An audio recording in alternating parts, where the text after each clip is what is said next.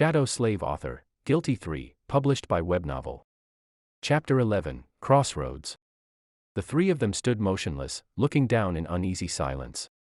What happened to Shifty didn't come as a shock, but it was still a hard thing to digest. An ominous feeling settled in their hearts, seeing the broken body of their companion. It was too easy to imagine one of them sharing the same fate. No one knew what to say. After a minute or so, Scholar finally sighed. It's a good thing that you took most of the supplies he had been carrying. A bit heartless, but not wrong, Sonny thought, giving the older slave a careful look. Scholar frowned, realizing that his mask of a kind-hearted gentleman had slipped for a second, and hurriedly added in a somber tone. May you rest in peace, my friend. Wow. What a performance. Actually, Sonny had not believed in his benevolent act for a second. Every kid from the outskirts knew that people who acted kind for no reason were the ones to be most wary of.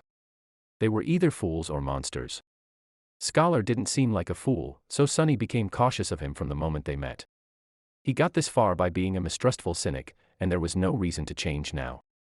We have to go, Hero said, casting one last look down. His voice was even, but Sonny could feel a well of emotion behind it.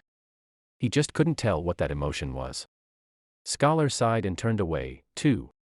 Sonny stared at the bloodied rocks for a few more seconds. Why do I feel so guilty, he thought, bewildered by this unexpected reaction. He got what he deserved. A little unsettled, Sonny turned around and followed his two remaining companions. Just like that, they left Shifty behind and continued to climb. At this altitude, traversing the mountain was getting harder and harder. The wind was slamming into them with enough force to throw a person off balance if they were not careful, making every step seem like a gamble. The air was becoming too thin to breathe.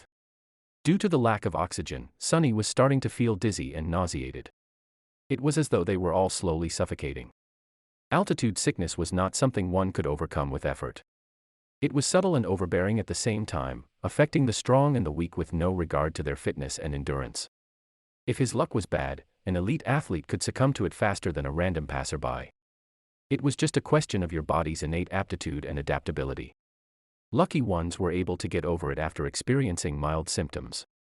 The others were sometimes crippled for days or weeks, suffering from all kinds of torturous side effects.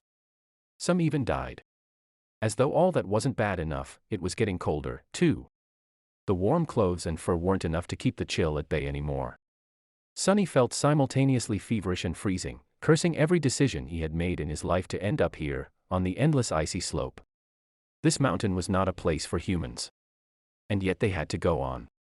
A few hours passed. Despite everything, the three survivors continued to struggle forward, slowly moving higher and higher. Wherever that old path Scholar had talked about was, by now, it couldn't have been far. At least that's what Sonny was hoping for. But at some point, he started to doubt if the path even existed. Maybe the older slave lied. Maybe the path was long ago destroyed by ravages of time. Maybe they had already missed it without even noticing. Just as he was about to fall into despair, they finally found it. It was weathered and narrow, barely enough for two people to walk side by side. The path wasn't paved, but rather cut from the black rock by some unknown tool or magic, winding its way up the mountain like a tail of a sleeping dragon. Here and there, it was hidden beneath the snow. But most importantly, it was flat. Sonny had never been that happy to see something flat in his life. Without saying a word, Scholar dropped his rucksack and sat down. He was deathly pale, gasping for air like a fish out of water. Despite that, there was a slight grin on his face. Told you. Hero gave him a nod and looked around. A few seconds later, he turned back to the triumphant slave. Stand up. It's not time to rest yet. Scholar blinked a few times, then glanced at him with pleading eyes. Just give me a few minutes.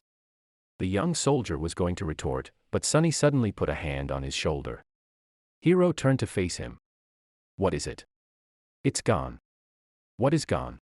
Sonny gestured down, back the way they came. Shifty's body. It's gone. Hero stared at him for a few moments, clearly failing to understand what Sonny was trying to say. Oh, right. They don't know that Shifty's name is Shifty. Ahem. Awkward. He wanted to explain, but both Scholar and Hero seemed to have grasped his meaning. Simultaneously, They moved to the edge of the stone path and looked down, trying to spot the place where Shifty had met his end.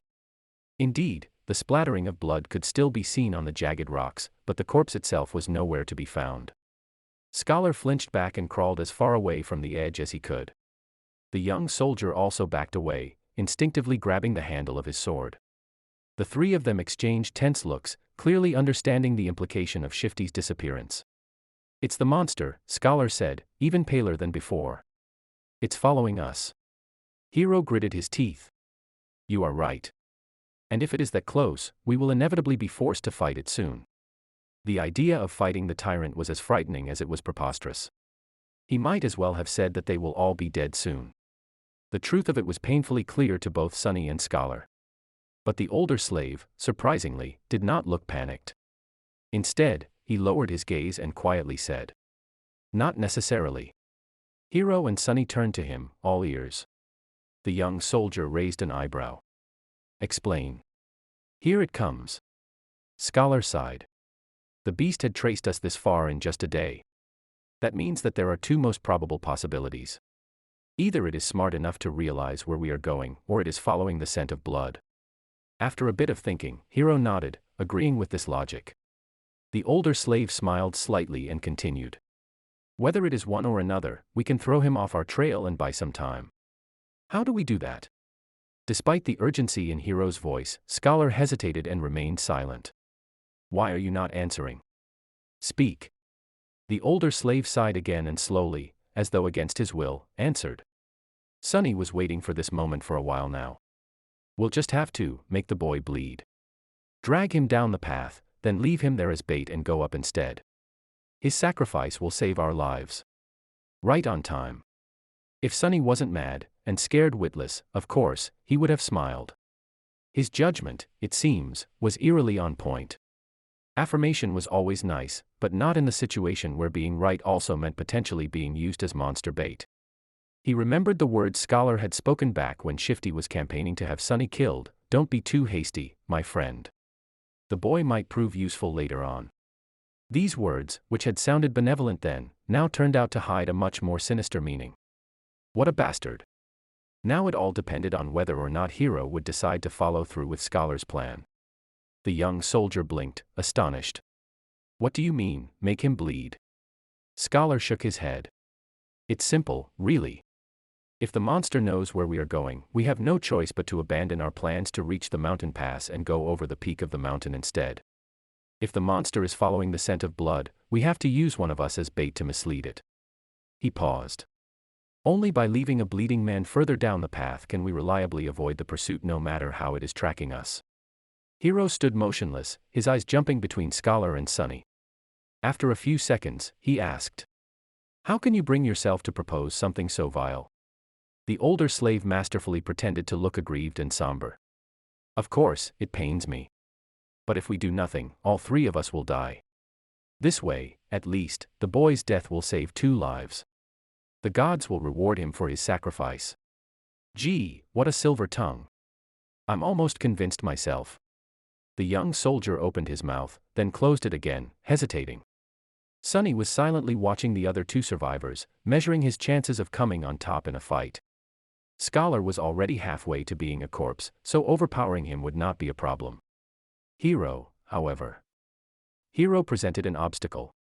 Install Webnovel app to get more copyrighted chapters.